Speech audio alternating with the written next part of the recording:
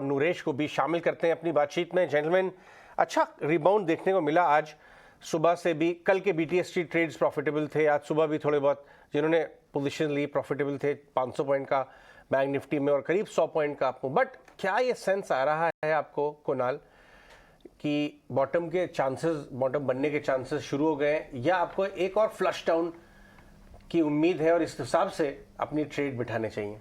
तो जनरली अजय, मेरे अनुमान से मार्केट्स जब एक बॉटम फॉर्म करता है तो एक बॉटम का जो एक लेवल, जो भी लेवल होता है, उसको एक डबल टेस्ट या एक रीटेस्ट वो ज़रूर होता है इंडेक्स में। कभी कभार वो रीटेस्ट इमीडिएटली हो जाता है, लाइक 1 या 2 दिन में। कभी कभार वो एक बड़े इवेंट्स पे हो जाता है, जो मेरे अनुमान से शायद दिस वीक RBI पॉलिसी पे हो सकता है।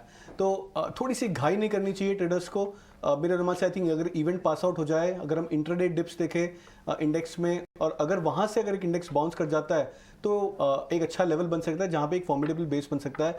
एक और जो मेजर ऑब्जर्वेशन जो मैं स्टॉक्स में देख रहा हूँ कि काफ़ी सारे जो स्टॉक्स जो जून लो से चले थे, जैसे कि डिफरेंट सेक्टर्स लाइक ACC हो, अंबुजा सीमेंट्स हो, ओबेरॉय रियल्टीज हो, कैनरा बैंक हो, ये जो परफॉर्मिंग स्टॉक्स थे जो जून लो से जिन्होंने परफॉर्म किया था, वो अपने 50% रिट्रेसमेंट पे आ गए हैं। और 50% रिट्रेसमेंट पे आके वो स्टॉक्स बाउंस करते जा रहे हैं, जैसे कि आज हमने अंबुजा सीमेंट एक्सेट्रा में देखा है। तो ये भी एक इंडिकेशन है कि अगर निफ्टी की 50% रिट्रेसमेंट देखे तो वो 16,600 के आसपास आती है।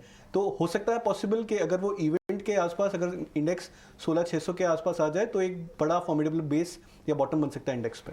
आप एक बार समझाना चाहेंगे, गलती से आपके मुंह से निकल गया कि घाई नहीं करनी चाहिए बाजार में। आपके तो चाहने वाले पूरे हिंदुस्तान में, सिर्फ बॉम्बे में तो है नहीं। तो ये घाई का मतलब क्या होता है? घाई वर्ड अब तो मैं सीख गई हूँ क्योंकि मैं मुंबई में रहती हूँ। मैं दिल्ली में रहती हूँ तो ये वर्ड नहीं समझ पाती। घाई मतलब जल्दी नहीं करनी, हरी नहीं करना चाहिए, जल्दी नहीं करना चाहिए, जल्दी नहीं करना चाहिए। आराम से इत्मीनान से लीजिए। लेकिन अजय, इस आराम इत्मीनान में भी जो स्टॉक्स हमें कुणाल सुझा रहे हैं, इंडसइंड बैंक, इप्का लैब्स, कल बता कर गए थे, स्टॉक में movement even in volatile markets हम देख रहे हैं। अच्छा, अब यहाँ से अपडेट लेंगे। हाँ, तो मेरे अनुमान से मुथूट फाइनेंस का चार्ट आज बहुत ही स्ट्रांग लग रहा है। हालांकि स्टॉक ऑलरेडी 3-4% अप है, बट मेरे अनुमान से आई थिंक ये बहुत ही classical sign of turnaround हो सकता है मुथूट फाइनेंस के लिए।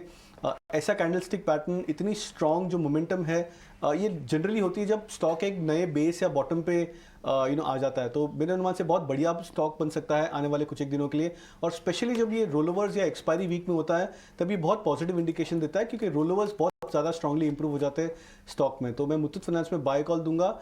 एक्सपेक्ट करूंगा कि स्टॉक यहाँ से 1060, 1080 का लेवल्स भी क्रॉस कर सकता है। स्टॉप लॉस रख सकते हैं 970 का। इंडसइंड बैंक में अभी भी बुलिश रहूंगा। मेरा मानना है कि I think stock classical out performer है। एक सिंपल सा अगर हम आउट परफॉर्मेंस का मेट्रिक देखें तो bank Nifty 50-day moving average को टेस्ट कर चुका है, उसके नीचे है। इंडसइंड बैंक ने अभी तक 50-day मूविंग एवरेज को टेस्ट भी नहीं किया। तो ये इंडिकेशन है कि स्टॉक बहुत स्ट्रॉन्ग और रेजिलेंट है। बाय के लिए रिकमेंड करूंगा। 1200 का टारगेट रख सकते हैं। स्टॉप लॉस करंट लेवल से 1150 का रख सकते हैं। ऑलराइट, यानी मुथूट फाइनेंस 4.5% की मूव के बावजूद भी ऑलमोस्ट 1000 के पास आने वाला है, लेकिन फिर भी आप मानते हैं कि यहाँ तेजी बनी रहेगी और इसे अभी प्लस करें। इंडसइंड बैंक को तो हम देख रहे हैं, आप तब से इसे बाय करा रहे हैं जब से आपने HDFC बैंक की भी कॉल दी थी, वो भी हमें याद है। चलिए ठीक है, नरेश भी हमारे साथ फोन लाइन पर, नरेश भी हमारे साथ अब शो में अपने लेवल्स और पिक्स बताने के लिए। Naresh, good afternoon. अभी फिलहाल अब आपका क्या व्यू बन रहा है बाजार पे? 17,000 को बार बार सपोर्ट को रिस्पेक्ट तो कर रहा है मार्केट्स, लेकिन क्या अभी भी थोड़े बहुत वरी के साइंस दिख रहे हैं आपको? वरी की साइन नहीं है, बट अगर हम देखें जो रिकवरीज है इंट्राडे, जो पहले जो जितनी स्ट्रॉन्ग हुआ करती थी अब उतनी नहीं है। क्लियरली ये इंडिकेशन है कि रेंज शिफ्ट हो गया नीचे की तरफ, जहां पे अभी 16,800 से 17,400 का एक रेंज होगा। और अगर हम देखें तो रिकवरी में भी जैसे आज काफी कंट्रीब्यूशन रिलायंस इंडस्ट्रीज से है, HDFC बैंक, HDFC लिमिटेड ने कुछ नहीं किया है। सो ओवरऑल ये इंडिकेशन है कि एक कंसोलिडेशन, एक रेंज फॉर्मेशन होना चाहिए अगले कुछ दिनों में। स्टॉक स्पेसिफिक एक्शन रहेगा, बट ये इतना स्ट्रॉन्ग ट्रेंड नहीं है। एक जो हायर टॉप हायर बॉटम जो 15,200 से शुरू हुआ था वो 17,400 के बाद टूट गया। तो अब पीरियड ये है कि जहाँ पे साइजिंग थोड़ी कम रखनी चाहिए, क्योंकि साइडवेज हो सकता है, एक दिन आप एक दिन नीचे करके। सो ओवरऑल व्यू ये है कि साइज थोड़ा कम करना चाहिए ट्रेड का। नरेश, ऐसे में स्टॉक स्पेसिफिक मूव्स कहां पर आप देख रहे हैं? आप क्या बाइंग की रणनीति अब भी अपनाएंगे या फिर हेड स्ट्रैटेजी होगी? अभी भी बाइंग रहेगा, बट दोनों टाइप के रहेंगे। एक स्टॉक रहेगा जो नीचे से रिवर्सल हो रहा है, वो है माइंड ट्री, जो काफी करेक्शन के लास्ट 2-3 दिन से एक स्ट्रेंथ बता रहा है। यहाँ पे एक बाउंस बैक ट्रेड होगा, 3450 टारगेट, स्टॉप लॉस 3150। और दूसरा होगा जो लीडरशिप स्टॉक है महिंद्रा एंड महिंद्रा, जिसने अभी भी एक स्विंग लो ब्रेक नहीं किया है। मार्केट में काफी स्टॉक्स ने और इंडेक्स ने खरीद लिया है, तो यहाँ पे एक सीरियस रिलेटिव स्ट्रेंथ है। सो यहाँ पे स्टॉप लॉस होगा 1215 और टारगेट होगा 1300 प्लस।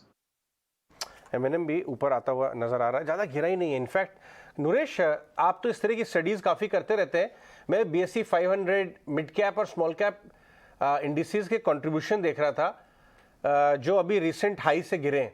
आपको हैरानगी होगी, इनफैक्ट आप ये करना भी चाहें हम लोग डिस्कस करेंगे कि क्वालिटी स्टॉक्स 2 से 5% गिरे हैं अपने टॉप से, और जो एकदम वर्स्ट क्वालिटी कचरा स्टॉक्स हैं वो भी 20-25% गिर गए हैं, बट अच्छे स्टॉक गिर ही नहीं रहे। तो ये हेडलाइन को देख के कि बड़ा करेक्शन आ रहा है, एक्चुअली पोर्टफोलियो लेवल में बहुत डैमेज नहीं हुआ है अगर आपका पोर्टफोलियो केयरफुली बनाया हुआ है। ये एक बात।